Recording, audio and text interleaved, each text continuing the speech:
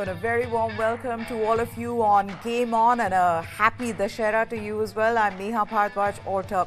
The Afghanistan team is living a dream that has the world feeling happy for them. If shocking defending champions England was the start of that dream, they are now telling everyone that they're not here to just spoil the party. For some instant, they have the skill and the class to beat the top teams in this tournament. Pakistan team were left wondering the hows and whys of their existence when Afghanistan thrashed them by 8 wickets. Talk about annihilation. Completely outplayed in the way they did. Pakistan now are in serious trouble and they're being trolled on social media. Former players are out there who are saying, boss, how can they do this? Is this the worst Pakistan team? At least they're saying the worst fielding team that they have seen. While Afghanistan, they've given so much to their people to celebrate, given the political and diplomatic tensions between the two countries, given what has been going on in Afghanistan, and the fact that the people of Afghanistan, they love cricket. And so this is a special, a significant moment in their history. And what a moment it has been. Some of the celebration visuals that we have seen come out of the Afghanistan dressing room, absolutely wonderful. Chetan Narula is here with us in an India jersey. Let me tell you that that is an original India jersey because he doesn't believe in fakes. There is Jamie Alter as well, who joins us here in not an India jersey, but I can tell you he would be so thrilled with that result because he predicted it right, unlike Chetan. But yes, to have never won in the 7 times that these two teams have met, Jamie, and then to do it on this occasion, on this kind of stage, इसे कहते हैं timing. Absolutely. Actually, I predicted a close win. This was anything but close. This was an 8-wicket hammering. And I'll say it again, this was not an upset. The team that had planned better, the team that had better bowling, fielding, batting, for the occasion, cricket is a matchup between 2 teams and 2 individuals at a certain time, but it's also assessing the conditions. And like we discussed in the pre-show, how crucial were those 40 overs or 38 overs rather of spin. So a lot of credit goes there. And then you talk about preparation. This Afghanistan team did what New Zealand could not do against India. They cashed in in the first 10 overs. They didn't let anyone settle. Somehow they had this amazing lack, talking about the openers. If 3-4 dot balls happened to be bowled, they somehow found the way to put the squeeze back. This was just a very, very flat, perhaps the flattest performance from Pakistan in this World Cup. And it happened to come against 2 openers who've done such wonderful things as a pair. Not always been on the right side of victory, Meha, in doing so. But when the openers lay a platform like that, 130, even Pakistan, we saw tweets from Naseem Shah saying, don't worry, we've got this. No, you didn't have this. This was just Afghanistan far more determined, and on the day, a far better team. You can smile a little bit more, Jamie. You can also gloat a little bit more. You've got your prediction right. Oh, you're just going to I got the prediction right, but you're just going to be gracious. Huh? I thought I probably gave Pakistan too much credit, in whatever shows I've been on. I think this is the 4th one, in fact, since the match got done. I've been scathing in my criticism of this team. And like the headline for the show goes, this is, to my mind, also the worst Pakistan team ever sent to any World Cup. Okay, then let's also talk about how the victory was set up by an 18-year-old and a 21-year-old for Afghanistan. And that's what makes it even more special, Chetan, that future of Afghanistan cricket, a country that loves its cricket, a country that has come to India to, train here. Indian people love their cricketers. The future of Afghanistan cricket, given the geopolitical situation that the country is in, it's just a nice something to cheer about, something to celebrate, and to be done by an 18-year-old, 21-year-old, absolutely fantastic. There's no doubt, Meha, it is one of the great stories of cricket, just not this World Cup. Across the span of cricket, I think it's one of the greatest stories ever told in terms of how Afghanistan have 3rd victory. They've registered their 3rd victory in World Cups, and it's just brilliant the way they have been able to do it. Just borrowing from what Jamie said, that they have been able to break the shackles every time there are a few deliveries, they score a boundary. Every time there's a boundary scored, they're able to squeeze in, putting in 3-4 dot deliveries. You mentioned the 18-year-old, you mentioned 21-year-old Mujib and Noor. I mean, these players have honed their skills in India. Yes, they've practiced. The BCCI has been very gracious with the support of Afghanistan cricket because of the diplomatic relationships between two countries until last year. But all these players, the massive credit goes to them. They've honed their skills despite, difficulties in their personal lives. Across the world, they've played in so many T20 leagues, and this skill has come from there. The squeezing of deliveries, the squeezing of runs, choking the opposition every time a boundary is scored. Every time there are 3 or 4 dot deliveries, then you release the pressure by scoring a boundary. They've played across so many T20 leagues. Those skills have been honed there, and they are putting them to good use. And yesterday, watching that performance, all I could think was, apart from the fact that this is the saddest Pakistan team ever, but also I could just think that, two more batsmen, if they have a number 5 and a number 6 who score runs consistently, and we are looking at a world-beating side. 2 good pacers, maybe a third one there, 4 brilliant spinners, all of them all-rounders, or maybe 2 of them all-rounders and 2 of them, it won't be too long before Noor Ahmed and Mujibur Rahman can also score runs with the bat. And they have 4 really good top-order batsmen. They've got this new wicket-keeper who can score some decent runs.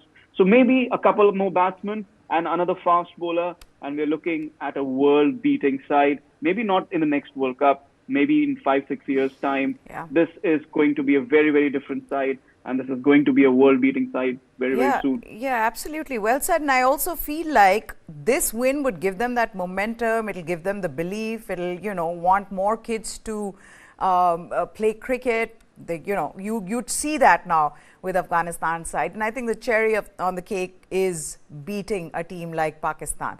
Of course, we'll get into what Ibrahim Zadran said in the post-match presentation as well, where he made a political statement in response to Mohammad Rizwan's political statement. So we get into that. But let's first look back at the action, how Afghanistan scripted this historic win. They picked up their second win in 3 games by defeating Pakistan by 8 wickets in Chennai last night, making it their first win over them in ODI cricket. Set a target of 283 after Noor Ahmed marked his first game of the tournament by out-bowling his more illustrious spin seniors. Afghanistan chased it in 49 overs with Rahmanullah Gurbaz and Ibrahim Zadran sharing a superb opening stand of 130 of 128 deliveries. Gurbaz smacked 65 of 53 balls, and player of the match Zadran scored a measured 87 of 113 to put Afghanistan on course for victory. Pakistan's bowlers, they were all over the park. I mean, they just really couldn't figure out how to stop this barrage. Overall lackluster. There were a series of comical misfields that did not help Pakistan. Afghanistan's captain Hashmatullah Shahidi, he scored 48 not out, and the number 3 batter Rahmat Shah, he weighed in with an unbeaten 77. The pair putting on 96 to seal a terrific win. At nowhere in this chase did you feel like, oh my gosh, will they get it? It was just such an absolutely smooth chase for Afghanistan, which was wonderful to watch, which was also shocking for, I'm sure, Pakistan fans. This makes it the first time that Afghanistan have won 2 matches at a World Cup, and this result puts them in the 6th position on the points table, 1 spot behind Pakistan. And defending champions England, who would have thought, have fallen to last place. Unbelievable, Jamie. But let's talk about Pakistan. My goodness, nothing is going right for them. And yesterday, they were completely outplayed. I mean, that kind of fielding you don't expect from this Pakistan side. You'd think they're more professional. You think that, I mean, from what we've seen in the recent times when it comes to Pakistan team, they've been much better. We were talking about this before this tournament began, that we're not going to see those comical run-outs anymore. But here we are talking about those misfields and how this team is just absolutely terrible. I think that's where the match was actually lost. I think they gave 20 to 22 runs either by overrunning the ball, by pulling up short, by letting it go through their hands. When you when you've conceded 20 runs in a match and the other team wins with only what 8 or 9 balls left, it shows yes the game went close, but Pakistan probably I still feel they had enough on the board. But when you've given 20, 25 runs, in very sloppy manner, like you said, it's going to cost you a match. But that said, let's do give credit once again, like we discussed, to the openers. They know Chetan said that if they can get two more good middle order batsmen, they'll become a slightly more consistent world beating team. But until they have those two batsmen in their ranks, unfortunately, the openers are going to have to do the bulk of the heavy lifting. And when they do it, it comes off. It's so refreshing. You touched upon their young age. That probably has a lot to do with it. But I think a lot of these Afghanistan players have gotten confidence from playing so many leagues. So they know that when we come here, we play with so many of these players. We can probably do it. We just need a few things to go our way. And we saw that, three of us, at the Arun Jaitley Stadium about 2 weeks ago, when things came together so well for them. England didn't, to my mind, really change their approach. They just sort of kept wanting to go on and just try and finish it off, and that worked beautifully for Afghanistan. And then we saw it yesterday, but here I think this was tougher because we've all talked about how they're not a consistent chasing side. And to get 282, 283 against Pakistan, yes, worst bowling attack now officially in this World Cup. You still have to go out there and do the job. So the openers were fantastic, and I think that's going to put them in a slightly better position, maybe to take down one more big team in the remaining four matches they have. It's going to be very tough. By that big team, I'm talking about Sri Lanka only because they have a much better cricket setup. I don't see this team beating South Africa. I don't see them beating Australia. They should beat Netherlands, and if they can beat Sri Lanka, it's not going to be enough to put them in the final four. But they will leave knowing that their best effort in any World Cup has come because they played some pretty good cricket. Absolutely. But let's look at the difference. What happened to Pakistan's bowling attack, Chetan, from a team that we thought would have the most balanced bowling attack coming into the tournament to now, where the wheels have come off? To see the pacers not being impactful. Shadab Khan, he shouldn't be in the team.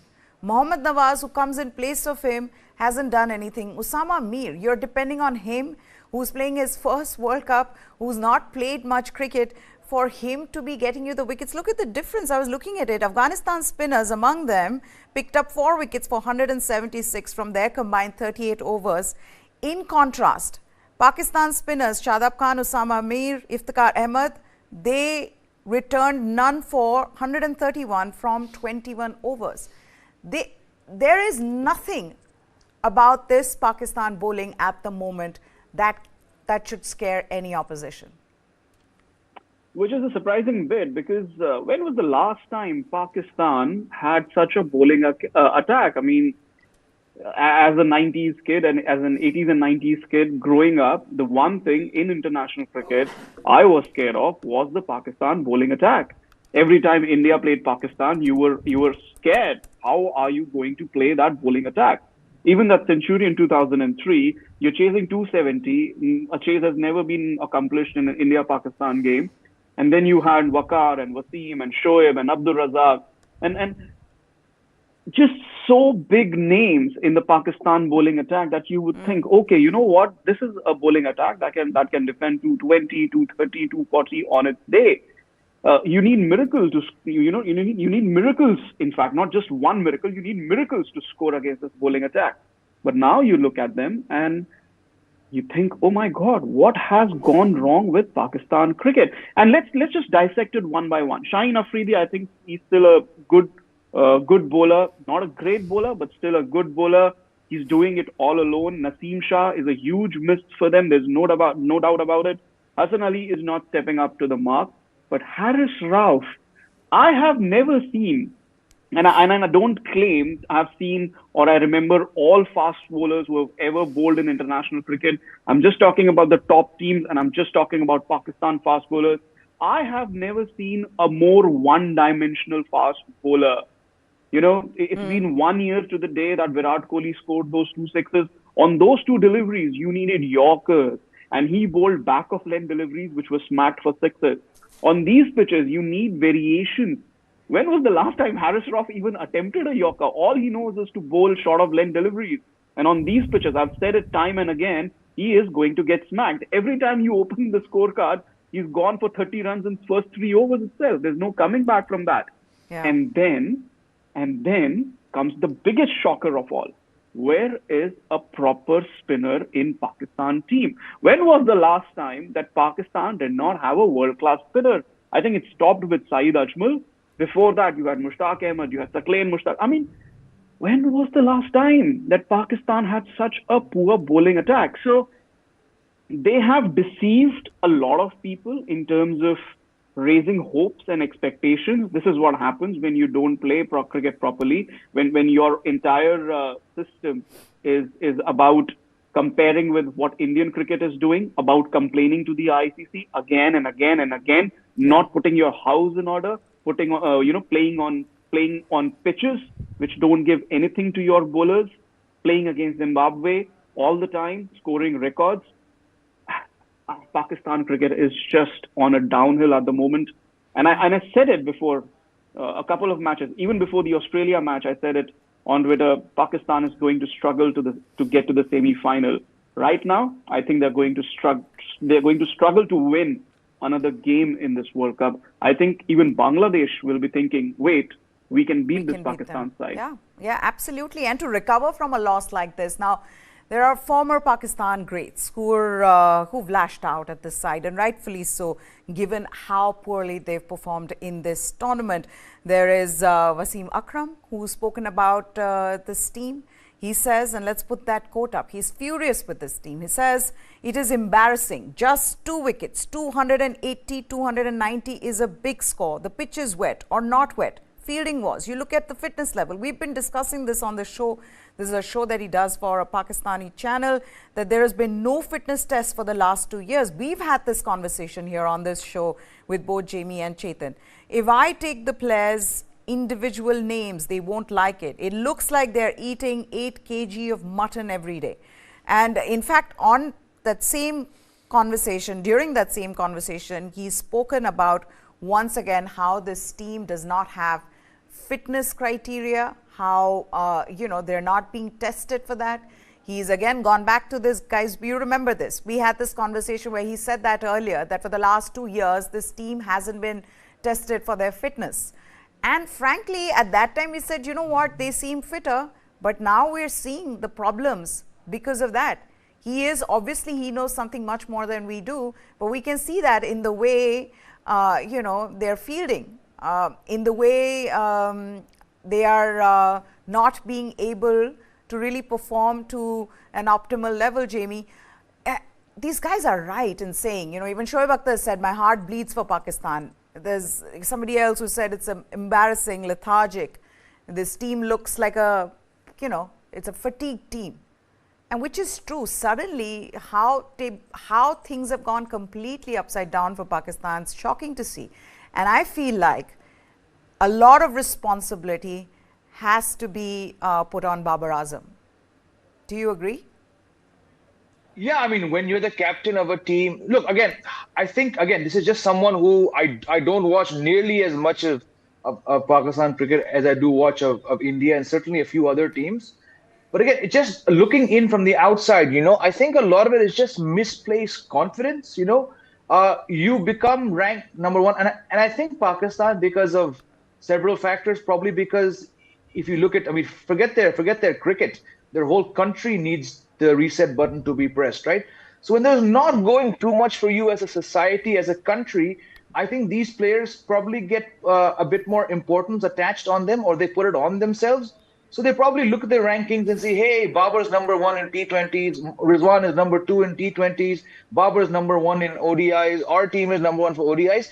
Maybe they sort of got swayed with that and they didn't put enough hard work into what Wasim Akram and other former Pakistan cricketers are talking about in regards to the fitness, in regards to the determination. Just like I cannot take the number 1 T20 I tag, which is against this rather embarrassing Indian T20 team, I cannot take Pakistan seriously as ranked number 1 for the longest time, because you're playing cricket in just one condition and you're winning. India became number 1 in T20s because they beat every single team at home. The moment they go to the Asia Cup, they can't make the finals. The moment they go to the T20 World Cup, Chetan was there, they played really bad cricket. And I think this is the kind of syndrome that Pakistan is going through, but because they don't have the infrastructure, they don't have the board, they don't have the financial might, and they clearly, सबसे बड़ी बात, they don't have the talent, right? India has depth, you know. I'm not going to go as far as Hardik Pandya and say कि हम किसी भी तीन team खड़े कर सकते हैं, but Pakistan just don't have the talent. And when you pick the wrong players, apparently Babar Azam has told the PCB that you back me and these three players and they'll give results. When the team knows that he's backing certain players and those players aren't doing anything, there's sure to be rifts in this team, right? So it just looks like a total mess. You know, like Chetan said, they probably wasted too much time nitpicking and finding excuses. Had they looked back and chosen better players, and frankly, if you don't have better players than what you've sent to India for this World Cup, then I think it's far worse than all of us are even imagining sitting here in India. Absolutely, it is. It's I think it's time for them to go back and regroup and figure out what are the things that are going wrong. Because I also feel like a team cannot suddenly become so bad as they were in the game yesterday. Now, this is what Babar Azam, Pakistan captain, he's talking about the loss and what are the reasons behind that loss. He says that PAK is perishing under pressure. He says this loss was very hard as a team when you're not able to execute, because sometimes what you want to do is not happening. Sometimes what length you want to hit is not happening. And when you get a boundary in that, you try to wrap up as soon as possible, give as few runs as possible. In that, you keep making mistakes back to back. So there is pressure. I think because of that pressure, we're not able to apply what we have learned. I don't know why they're the only team, it seems like, who are under pressure. They have a problem with pressure being created because it was a partisan crowd in Ahmedabad. They wanted Dil Dil Pakistan to be played. That didn't happen. Now they're under pressure because their bowlers are not being able to execute the plans. I would just see this as more and more excuses. He also then talks about the fielding lapses. Let's take that quote as well before I go to Chetan. He says, lack of focus behind fielding lapses. In fielding, whenever you do fielding, it is only about attitude. And I don't see any attitude from the team. You need to put in extra effort and be fit. You should focus on the ball, not on other thoughts. And when the ball comes, as a fielder, you've got to be proactive. So I think we're lagging a little bit as a fielding unit. Absolutely, you are. You're lagging behind because a team like Afghanistan, and without taking anything away from how great that victory is, they completely outplayed you. So there's a huge problem there to lose 3 matches on the trot. Can Pakistan recover from here? That's another question, Chetan. But what do you say, how disappointed are you, given that we were expecting a far more competitive Pakistan side in this World Cup? A lot of our conversations were around, hey, can Pakistan make it to the top 4? Now it doesn't look likely. No, like I said, it looks likely that they will probably not win another game. They have some tough games coming up. They have England and New Zealand to contend with. They also have Bangladesh. Look, I think from an Afghanistan point, from a Pakistan point of view, and you asked this question before, what about Babar Azam? If you look at those quotes that you just read out, I think Babar Azam is to blame. And when he's saying that the attitude of my fielders is not there, fielding is not just about fitness, it's also about attitude. I think the coaching staff can be blamed for the fitness aspect, but the attitude aspect that also comes from the captain. On the field, you are the leader. You're talking to your players every time a wicket falls or there's a drinks break. You're supposed to talk to them and say, okay, you know what, concentrate, focus, show us that attitude. Is he not able to inspire his troops on the field? Is that what he's saying? I think that is a fireable offense, really. The way he's saying that my fielders don't have an attitude and they're not able to put any pressure. That's a captain saying, I cannot control my team on the field. So that's a sackable offense right there. Overall, yes, it's a bit disappointing because a good Pakistan performance really livens up a World Cup, even if it is happening in India. Excuses, obviously, a lot of excuses. Mickey Arthur, hopefully, he's not thinking about Dil Dil Pakistan or DJs or whatever. He's thinking about saving his job at the moment, I hope. Overall, this Pakistan side is just not good enough. On these pitches, maybe you can get away with having an under par batting performance, like Afghanistan. They are making do with having 2 or 3 top order batsmen and making do with having those 4 or 5 all-rounders in there with 250 to 280 scores. But you can't get away with an under par bowling performance or an under par bowling attack, which Pakistan has at the moment. So a lot of problems. The coach is not able to solve it. The captain is also perhaps hinting that I'm not able to solve it either. And I think this is something that is not going to sort itself out. And how long before the rift stories start coming? That there is rift in the Pakistan camp. Whenever such performances happen, they'll say, okay, you know what? There's rift. There's another person who's trying to create rift. There's a third person who's trying to say this. How long before those stories start coming out of the Pakistan dressing room?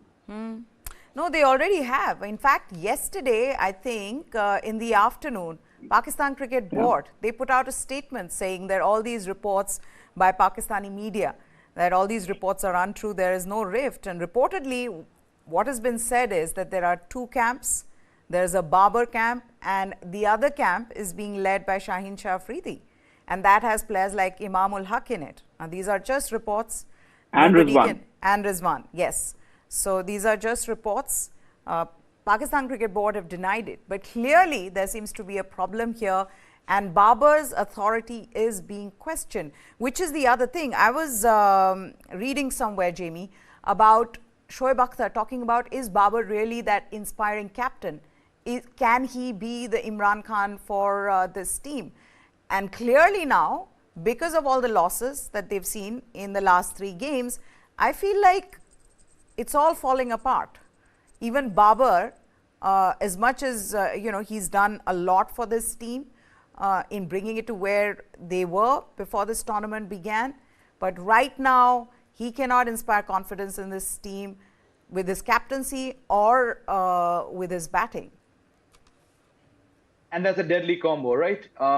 Captaincy never sat naturally well with Sachin Tendulkar for various reasons. And here we're talking about Babar Azam, a man who's first, I believe, got to figure out how I score runs outside of Pakistan, right? In regards to rifts, I mean, even on a perfect day, you'll find 2 camps apparently inside any Pakistan team. But I think Babar's had the job, what now, for 3 years, I believe. And if you've not been able to give results consistently across 3 formats, something's got to give. So we've discussed Mickey Arthur before. I don't see him retaining his job after this World Cup. And Babar, I don't think is going to be captaining after this World Cup, because the team cannot have the same captain across 3 formats and keep performing like this. I think right now, if Babar Azam has any sense, he'll also relinquish the leadership, because I think he's too good a batsman to be wasted like this. But he's got to figure out, do I best serve this Pakistan team by picking the wrong players, by backing the wrong players, by taking the wrong calls at the toss? I'm referring to that Australia match. Or do I serve Pakistan as the best thing I am? And that is being a world-class batsman. But when the runs dry up, being any captain, forget Pakistan, India, Asian. We've seen Australian captains, Indian captains, English captains, South African captains. No matter how good they are, when the results don't add up, especially in tournaments, the knives come out. So I think if Babar has any sense, he should just step away from this, maybe take a break and just go back to scoring runs, because right now he's not the man to lead this team. Yeah, 5 innings, 157 runs at an average of 31.4, which absolutely pales in comparison to his career average of 56. Yes, Chetan. The problem is also that every time there's a world tournament, Pakistan cricket is looking for the next Imran Khan. That's not how it works. Imran Khan was an inspirational captain. There's no doubt about that. He was a very, very unique player in the history of Pakistan, a player who not only inspired the team, but also brought them together. And also the fact that they're looking for conditions which are similar to 92 World Cup. I'm not talking about the playing conditions. I'm talking about the conditions in the dressing room when you had a couple of really senior players and you had youngsters coming in, somebody like a Wasim Akram. You had Javed Miandad at the one end of the spectrum. You had Wasim Akram at the end of the spectrum. And you had Imran Khan leading the side.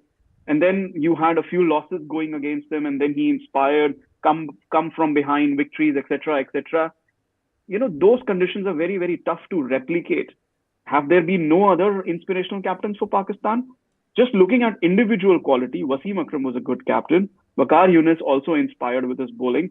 Inzamam with his batting. Misbah-ul Haq, I thought, was an exceptional Pakistan captain.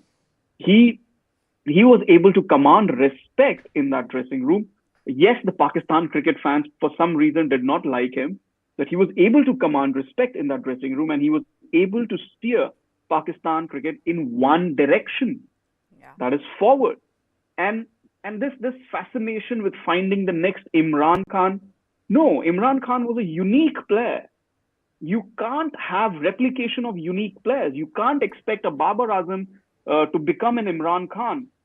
It's just unfair on Babar Azam. It's unfair on every Pakistan captain. So this fascination, obviously, it's not my problem that they have this fascination, but I'm just saying, as an observer, it's mind-boggling, this fascination. And every time there's a World Cup, they're looking for the next Imran Khan.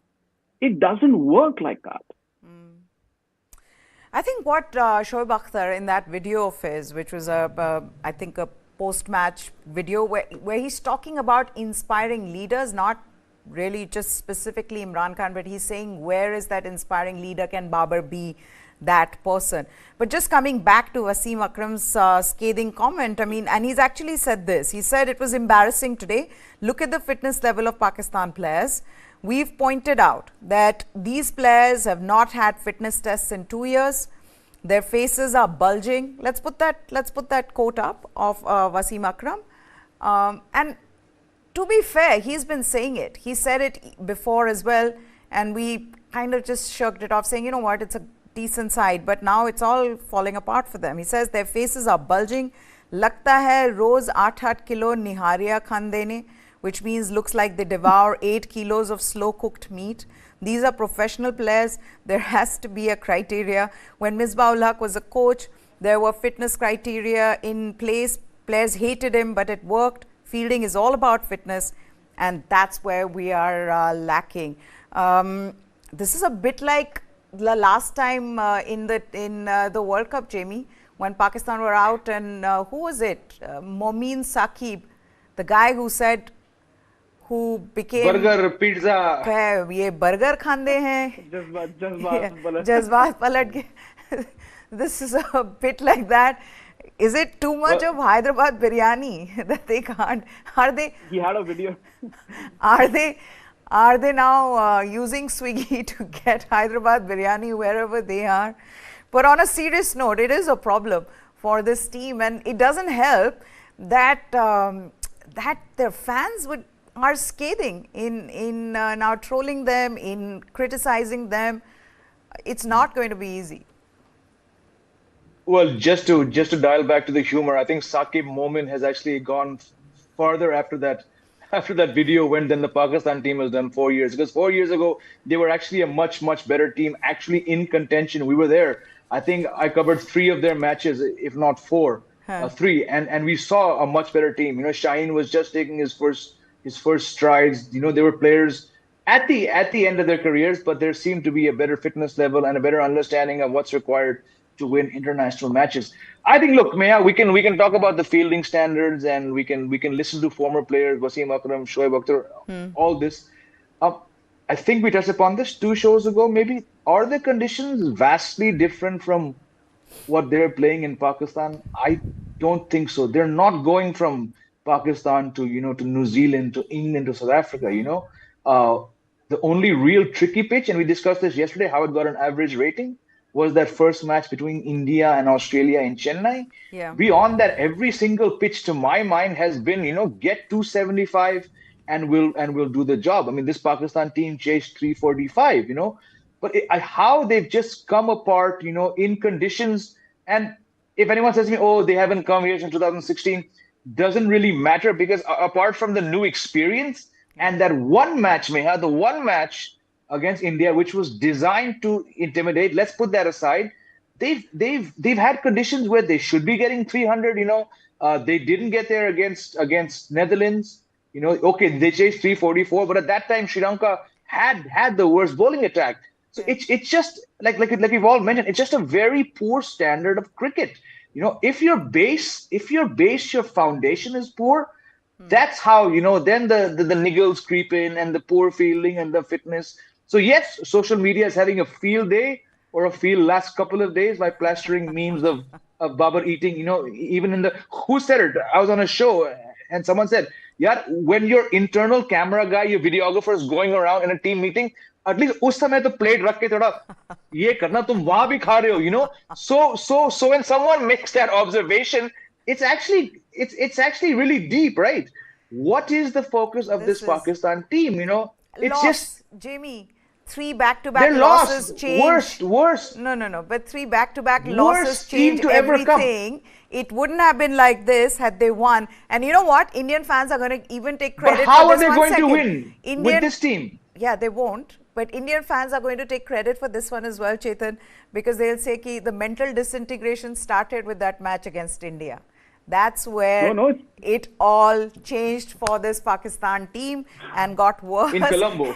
And No. It started with the biryani. It started with the biryani. I'm surprised. Okay. Enough about. No. Let me just one No. last minute. I'm running surprised. out. There's another match today. Chetan, PCB has not filed a complaint.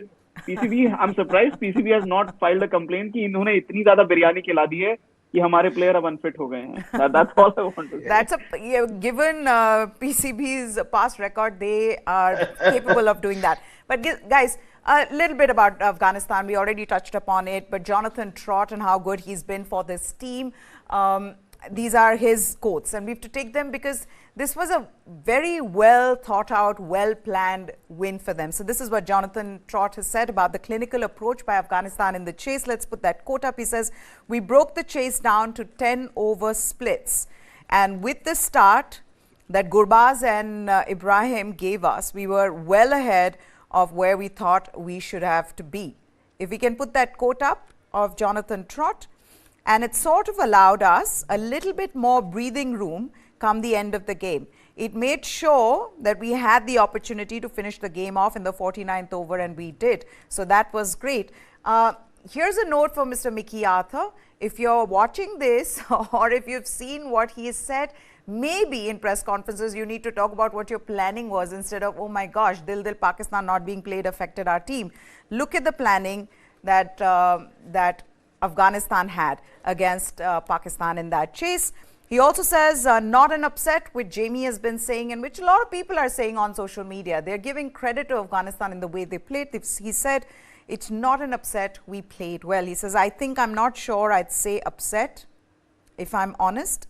It's a disservice to the guys in the changing room.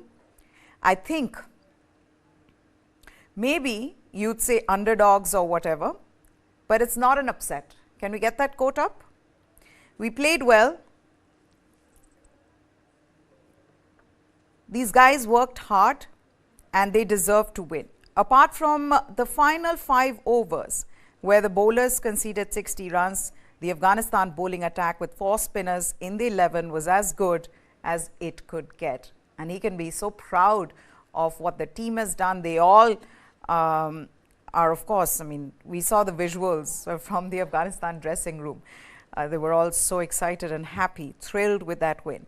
The last one is on Noor Ahmed because, you're playing your first game and to bowl like that. He says Noor Ahmed was conspicuous as he completed his quota of 10 overs with 3 wickets, giving away 49 runs.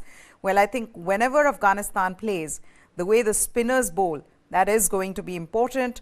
I thought we got it right with Noor today coming in the way that he bowled, certainly for a youngster as well.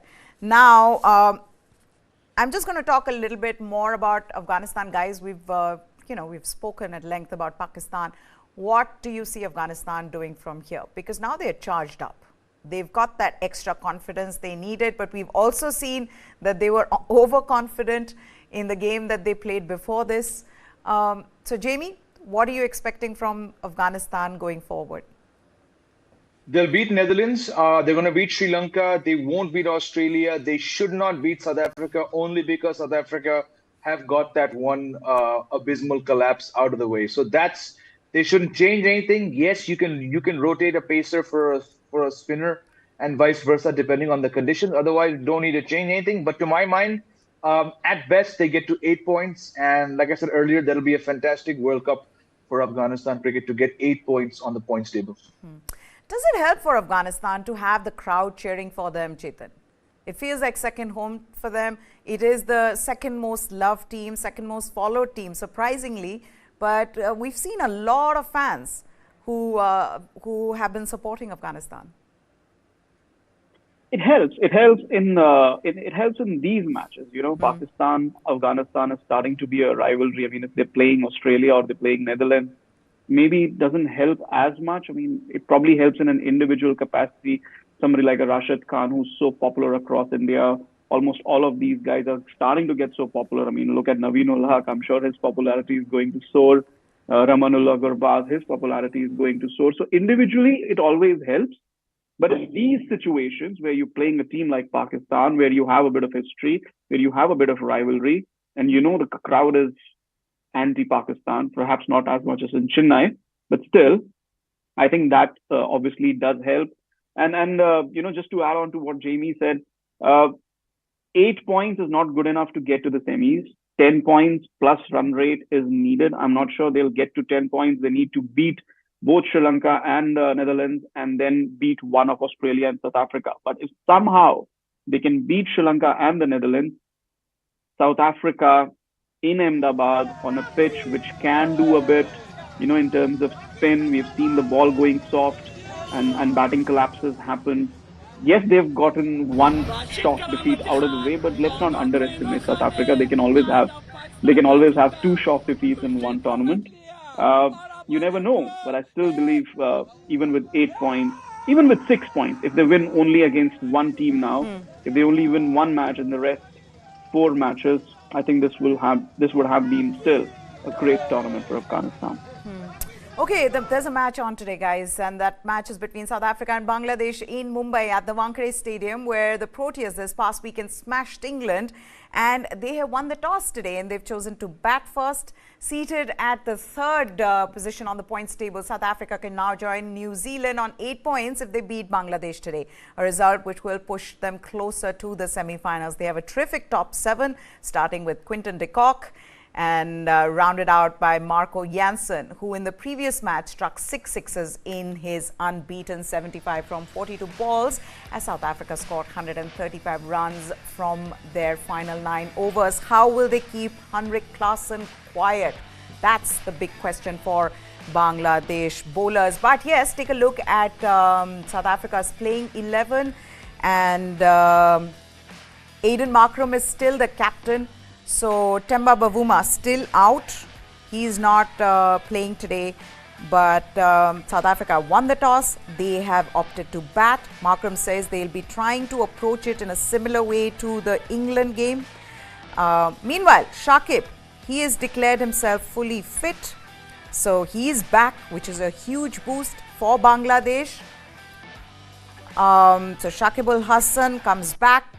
Huge boost, like I said, for Bangladesh, bat and ball. He'll strengthen this team, and that is good news for them. Lungi Ngidi is not playing today. He had a mild knee niggle. Lizard Williams, he is come in, and that is what the team is, as you saw.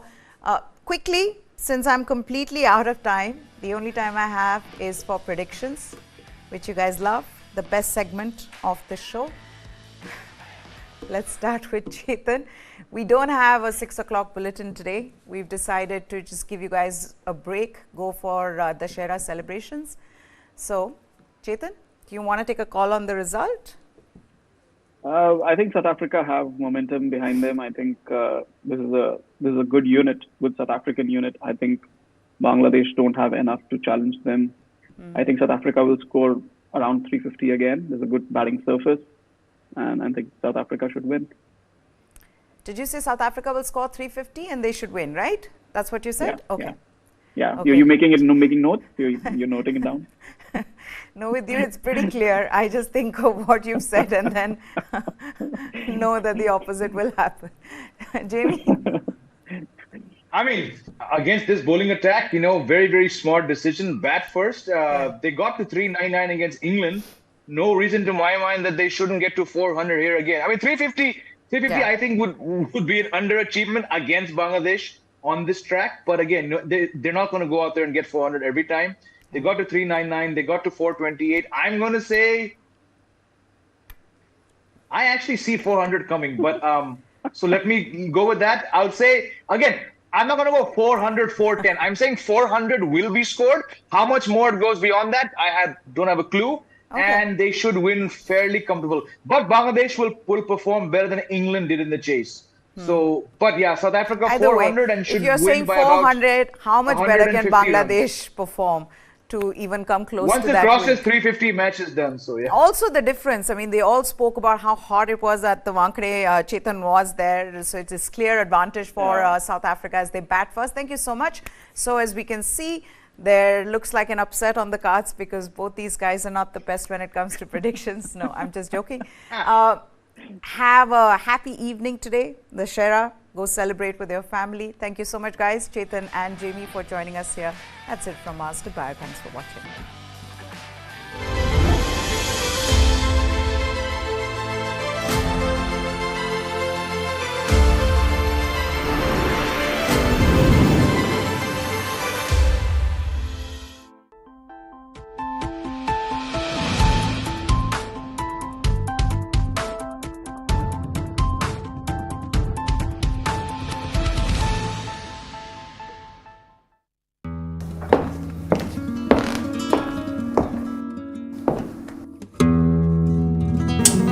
Hello everyone, Namaskar. I'm music composer Ricky Cage.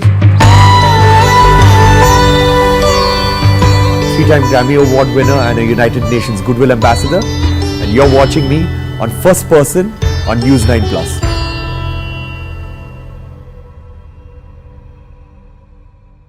This and more streaming now on the world's first news OTT, News 9+. Download now. Delhi has the fastest growing metro network among G20 nations. From 6 stations in 2002, it today has 286 stations. Reliability, cleanliness and affordability have set the template for other Indian metros. The architect of this modern-day world-class marvel is E. Sridharan. Watch the extraordinary life of Metroman E. Sridharan streaming now on News 9+. Download now.